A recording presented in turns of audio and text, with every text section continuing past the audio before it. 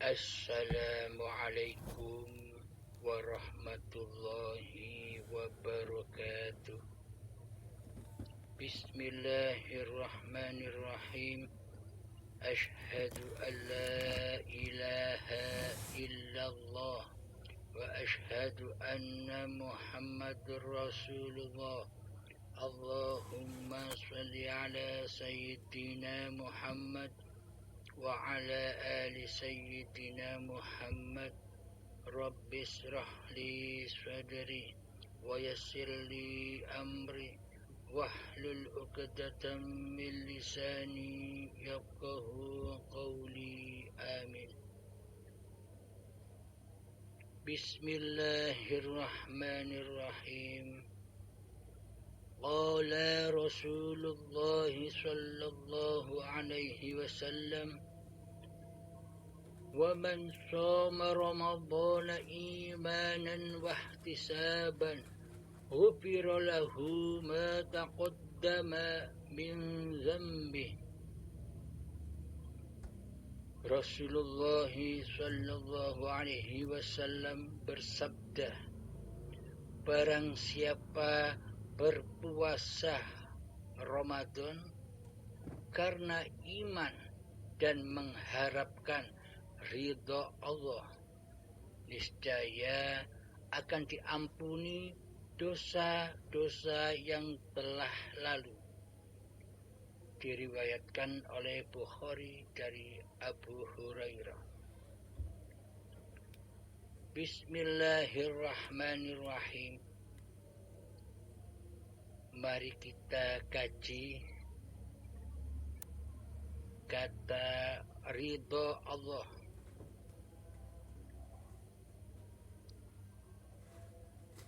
Bagaimana mungkin kita mendapatkan ridhonya Allah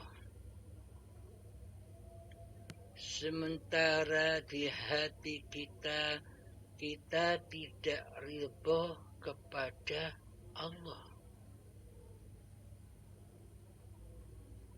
Bagaimana mungkin kita mendapat ridhonya Allah sementara hati kita masih wujud diri manusia kita sebagai Tuhan yang mentuhani hidup dan badan ini? Pada hakikatnya kita masih belum rela kembali kepada Allah. Bagaimana mungkin Allah akan ridha kepada kita sementara hati kita masih mensekutukan Allah dengan diri kita? Maka dari itu, kenalilah yang punya ridha dahulu sebelum kita mengharapkan ridhonya Allah. Maka untuk mendapatkan ridhonya Allah itu adalah hati kita wajib rela dan ridho, memasrahkan kembali, mempersembahkan kembali, mengabdikan kembali bahwa hidup ini Allah. Inilah yang dimaksud ridho. Jadi hambanya wajib ridho dulu kepada Allahnya, bahwa Allahnya lah satu-satunya Tuhan yang mentuhani seluruh alam semesta ini dan seluruh manusia, bahkan Allah yang mentuhani diri kita sendiri selama ini. Bila hati kita sudah rela dan ridho kepada Allah, bahwa Allah lah hidup yang menghidupi badan-badan kita selama ini, maka itulah yang dimaksud ridhonya Allah. Hanya orang-orang yang bertakwalah yang mendapatkan ridhonya Allah. Jadi ketika manusia sudah ridho kepada Allah bahwa hidup ini Allah, bahwa yang mentuhani badan ini Allah, maka seluruh dosa-dosanya yang di masa lalu pasti akan terampuni. Karena apa? Karena hambanya sudah suci kembali seperti bayi. Karena hambanya sudah tidak menjadi penguasa lagi di hatinya. Karena hambanya sudah tidak menjadi Tuhan lagi di hatinya. Karena selama ini Allah itu kita gaibkan di hati kita, tidak kita wujudkan sebagai Tuhan kita selama ini. Maka dari itu ketika hidup ini sudah nyata bahwa hidup ini Allah, maka hancurlah, maka panahlah, maka gaiblah kehidupan manusianya. Jadi manusianya sudah fana, sudah adam, sudah kembali kepada makom hakikat diri manusianya yang tak ada. Yang ada hanya Allah. Inilah yang dimaksud mendapatkan ridhonya Allah. Maksudnya kita persembahkan lagi, kita relakan lagi dengan ridho bahwa hidup inilah Allah yang menghidupi cikal bakal badan kita sejak dari tanah sampai menjadi bayi hingga setua ini. Itulah hidupnya Allah, bukan hidup manusianya. Bila hati manusia sudah suci dari diri kemanusiaannya, dari pengakuan diri manusianya di hatinya, maka inilah yang dimaksud bulan yang suci, yakni bulan Ramadan di sisi hakikatnya. Akan tetapi bulan Ramadan di sisi syariatnya itu masih amatlah kotor hatinya. Karena selama ini kita mengutamakan ibadah-ibadah secara dohiriyah daripada ibadah secara batiniah. Dikarenakan manusia selalu menghamba, mengabdi kepada tauhid badan ini di hatinya. Manusia banyak membangun ibadah-ibadah secara dohir saja. Akan tetapi selama ini manusia kebanyakan luput dari pelajaran keadaan hati Nabi selama ini. Mayoritas manusia hanya mencontoh ibadah-ibadah dan sholat-sholat secara dohir saja, secara badannya saja, secara syariatnya saja. Akan tetapi selama ini kita luput beribadah, berakhlak secara hati kepada Allah. Meskipun selama ini kita membangun ibadah-ibadah, solat-solat secara syariatnya, namun selama ini hati kita masih muncul pengakuan-pengakuan dirinya lah yang mampu berkuasa untuk menjalankan ibadah dan solat di hatinya. Karena yang jadi Tuhan penguasa hidup dan badan ini selama ini ya hambanya. Sebagai Tuhan yang menguasai kehidupan dan badan ini. Seluruh sifat-sifat Allah telah diakui sebagai sifat diri manusianya. Nah, iman akidah yang demikian ini kan terbalik dari apa yang dibawa oleh para nabi dan para rasul, bahwa di hati ini wajib harus mentauhidkan, mengesahkan Allah daripada mentauhidkan dan mengesahkan diri manusianya di hati.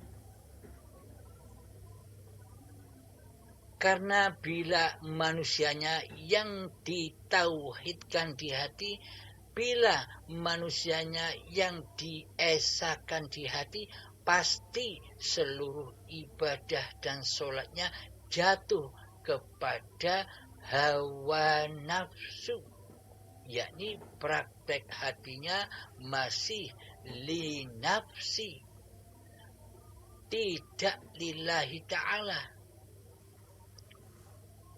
Namun jika hati sudah wujud nyata Allah nyala yang menguasai seluruh pergerakan-pergerakan badan ini di dalam syariat, maka sudah tak ada pengakuan-pengakuan lagi bahwa manusianya yang berkuasa atas seluruh ibadah dan sholatnya. Inilah yang dimaksud niatan lillahi ta'ala, yakni hati sudah nyata Allah nyala yang mengkuasakan badan ini untuk ibadah dan sholat serta berpuasa secara lahiriah. Inilah yang disebut orang-orang yang muttaqin, orang-orang yang bertakwa di sisi Allah. Namun bila praktek hati kita masih linafsi, masih ada pengakuan-pengakuan diri manusialah yang berkuasa atas seluruh ibadah, sholat dan puasanya, maka inilah yang dinamakan persekutuan dan persekutuan atas hambanya.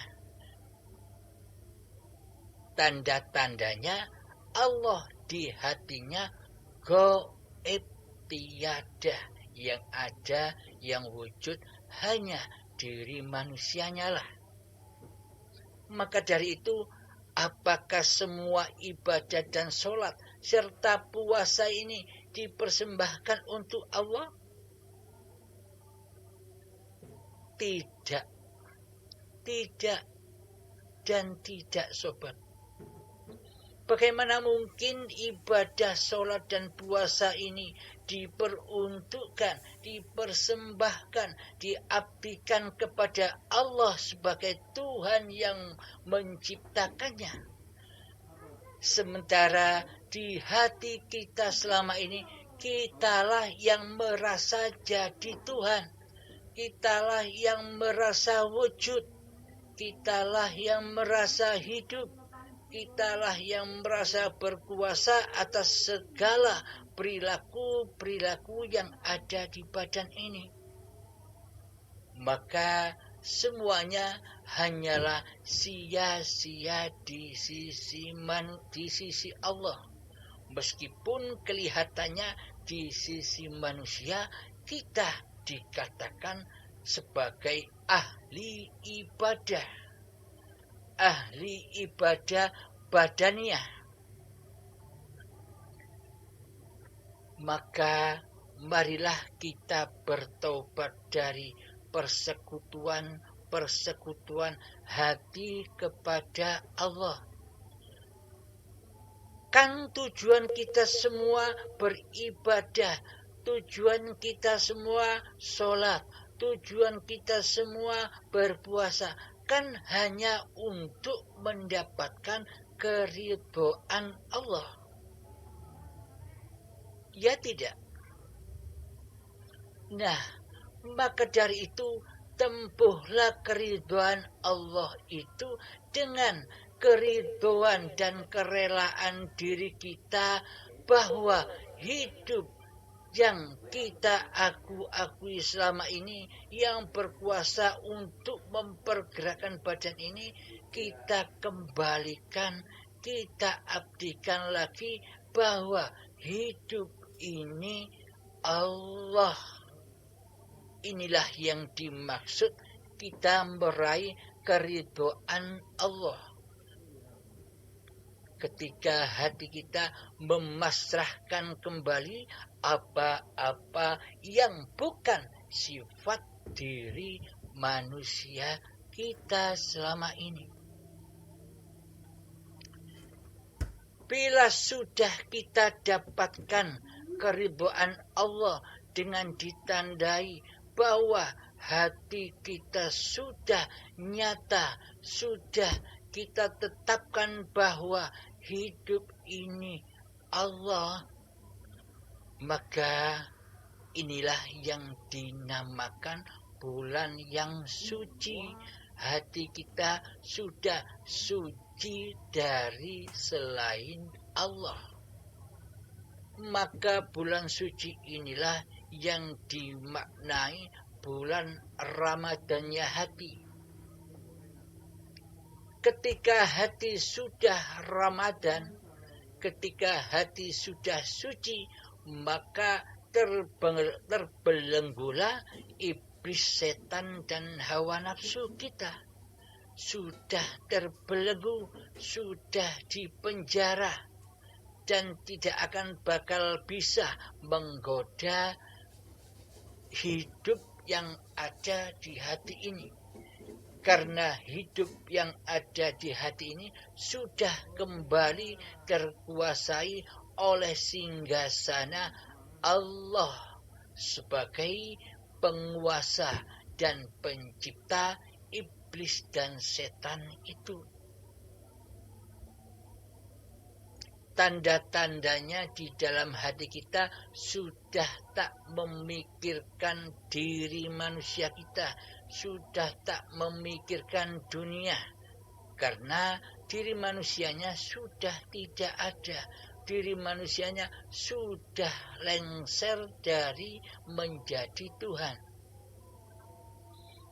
Maka dari itu, goibkanlah, tiadakanlah, tetapkanlah keberadaan hakikat diri sejati manusia kita yang bersifat tiada, Adam.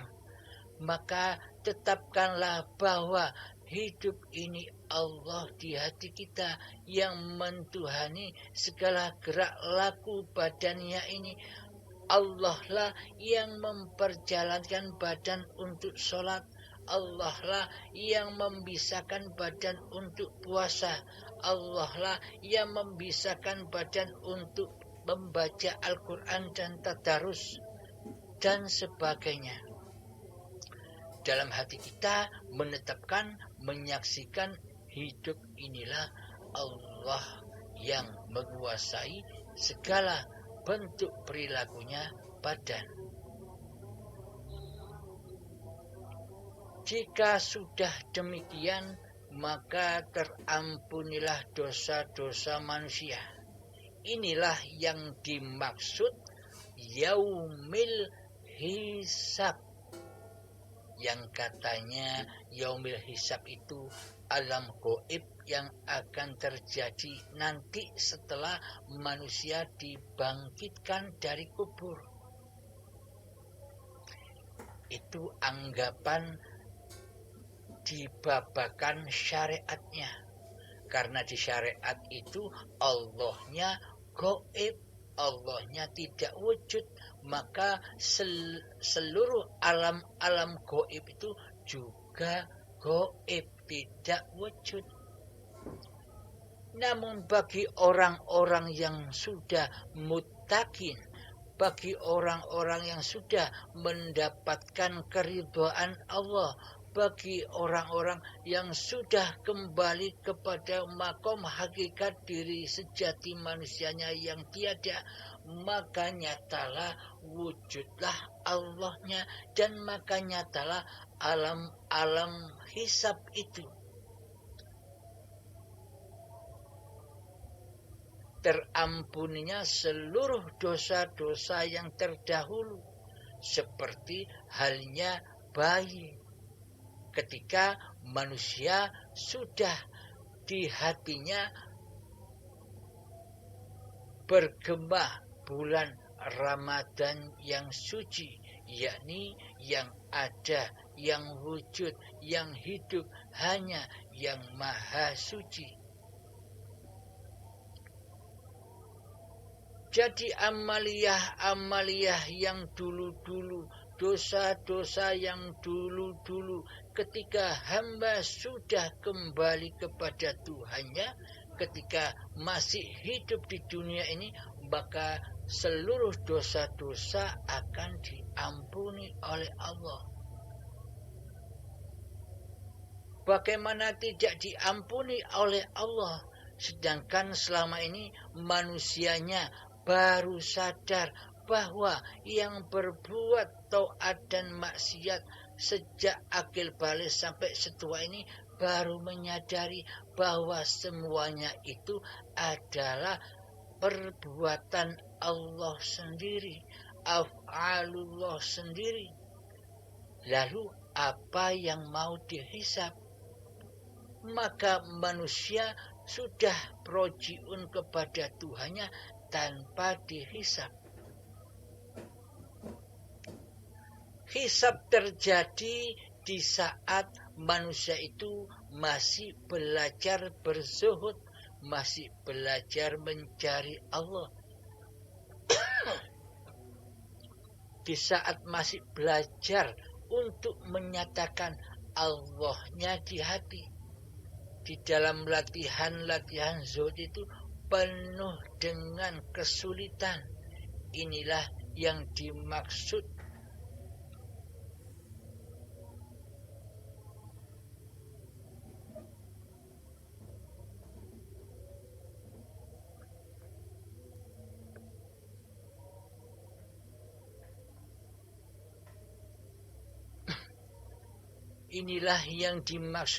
hari perhitungan. Di sanalah kesulitan manusia menempuh jalan Tuhannya. Penebusan saat-saat sakaratul maut. Di dalam sakaratul maut, ketika ajal memaksa kita kembali kepada Allah, di saat hati kita belum kenal Allah, maka sakitnya, azabnya sangat pedih sekali. Maka dari itu, azab yang pedih itu kita tebus saat ini, yakni belajar bertemu Tuhannya di dalam laku zuhudnya.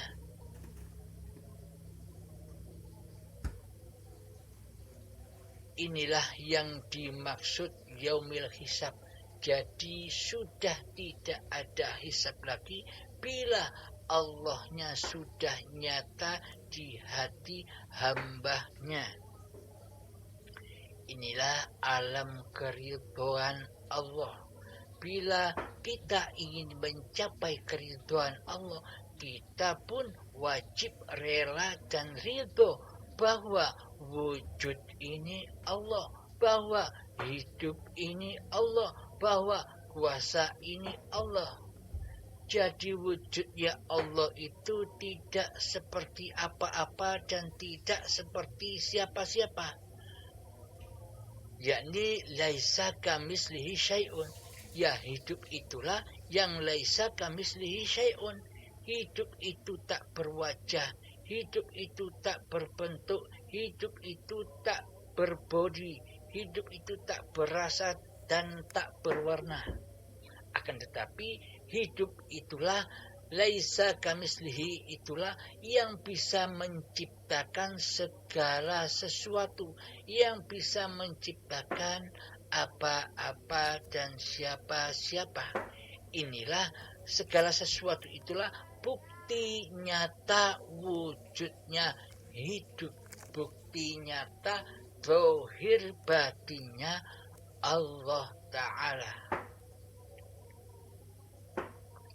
Marilah di bulan puasa di hari yang ketiga ini, marilah kita menjadi hamba yang bertakwa. Di dalam hati selalu tetapkanlah hidup ini Allah. Nama hidup bukan nama manusia lagi. Nama badan, nama manusia. Tapi nama hidup tetaplah Allah.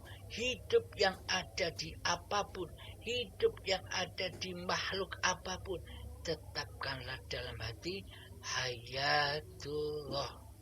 Inilah cara bertuhan, inilah cara mendapatkan keridhaan Allah, inilah cara taubatan nasuha di sisi Allah. Demikian, semoga bisa bermanfaat untuk saya khususnya dan untuk kita semua pada umumnya. Akhirul kalam, assalamualaikum warahmatullahi wabarakatuh.